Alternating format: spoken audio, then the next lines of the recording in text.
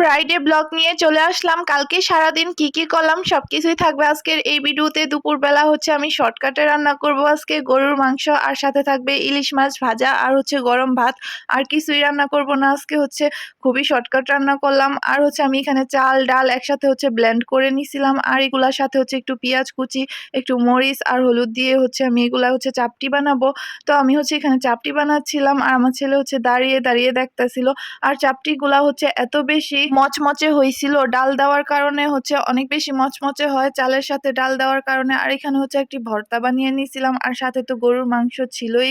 তো চাপটিগুলা হচ্ছে ভর্তা আর গরুর মাংস দিয়ে খেতে খুবই ভালো হয়েছিল, মজা হয়েছিল।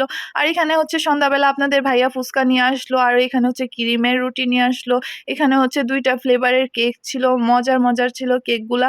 আর এই বক্সগুলাতে প্যাকেটগুলাতে হচ্ছে ছিল ডোনাট, বাচ্চাদের খুবই পছন্দের এই ডোনাট। আর আমি তো ঝাল ঝাল ফুচকা পেয়েই খুশি। তারপর হচ্ছে বসে বসে ফুচকা খেয়ে নিলাম, আর বাচ্চারাও এইগুলা খেয়ে নিল। আর আজকে হচ্ছে আমার একটি পার্সেল আসছিল। আমি হচ্ছে একটি একনি কম্বো অর্ডার করে দিয়েছিলাম। আমি কোনো সময় হোয়াইটেনিং এর কোনো কিছু স্কিনে ইউজ করি না, তো আজকাল যেহেতু কিছুটা একনি প্রবলেম হচ্ছিল আমার স্কিনে, আমি হচ্ছে এই একনি কম্বোটা নিয়েছিলাম। আর এই কম্বোটা স্কিনের জন্য কতটা ভালো হবে কারো জানা থাকলে অবশ্যই কমেন্ট করে জানাবেন। আল্লাহ হাফেজ।